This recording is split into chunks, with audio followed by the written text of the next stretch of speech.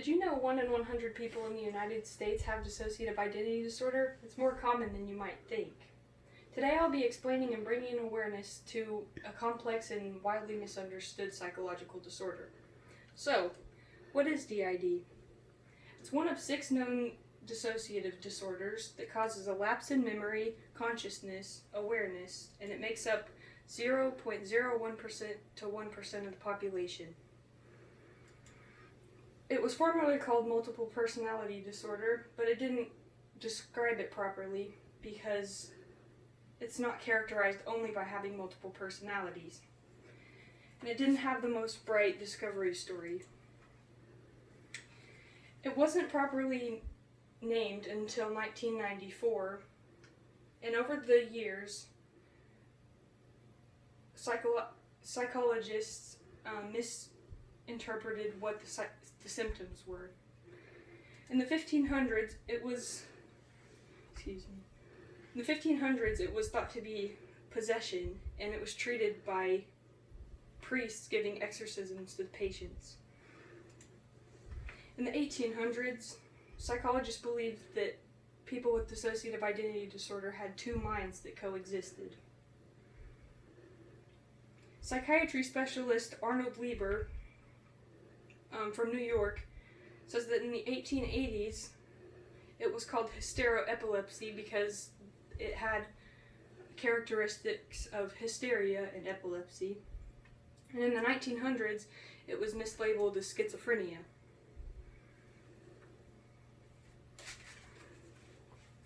It was also called borderline personality disorder and bipolar disorder, and it takes a long time to diagnose if done improperly. So, what causes dissociative identity disorder? Severe childhood trauma is the root cause of dissociative identity disorder. Severe abuse, whether that's mental, physical, sexual, psychological.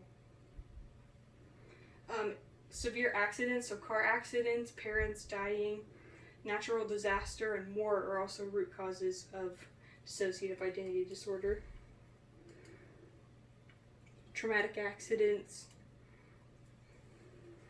Symptoms of dissociative identity disorder after having one of these traumatic events happen is 2 or more personalities, lapses in memory, consciousness or awareness, blurry identity, so the use of pronouns such as we and they when referring to yourself.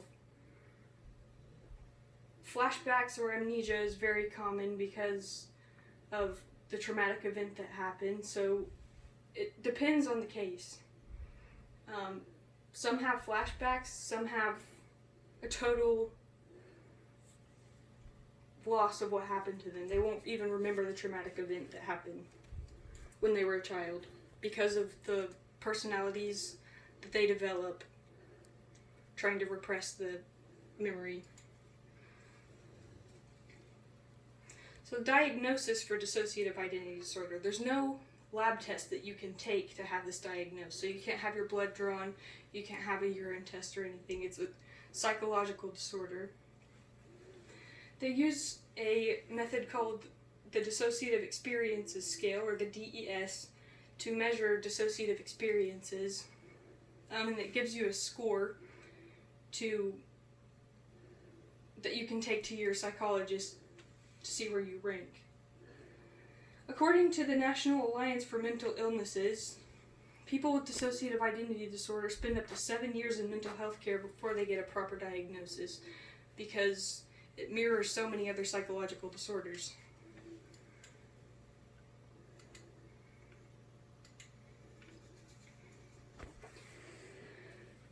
There's a lot of different terminology for dissociative identity disorder that's crucial in understanding this disorder further.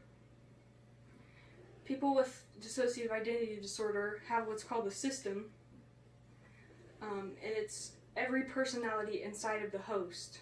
And the host is the original personality, or the person that was born with the body, before, their identity fragments.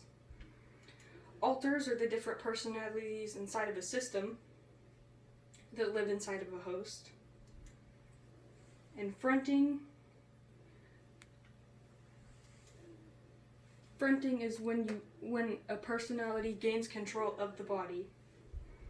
And co-consciousness is when two personalities are conscious at the same time. So it can cause a lot of confusion and disorientation in a person with dissociative identity disorder. And it's very uncomfortable. This is a diagram of what it's like, the hierarchical. So there's a host, which is the original personality in the body. The alters are the different personalities inside of a system, and a system is all of the personalities inside of a host. Daily life with dissociative identity disorder. They often have switches. They can be frequent or infrequent. They're very uncomfortable. So what a switch looks like is they'll slow down and a personality will come to the front. They have a lot of different emotions for each of their personalities, so when they're co-conscious, they can actually clash and feel two different emotions at the same time. Dissociative fugue is another thing that is characteristic of dissociative identity disorder, where if one personality comes out, some other personalities might not even know what happened. So if they come back to the front, they won't know where they are.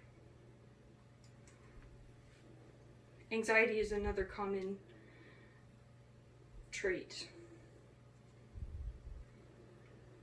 Complications in treatment. Some complications with dissociative identity disorder are self-harm, suicidal thoughts, PTSD, depression, and anxiety.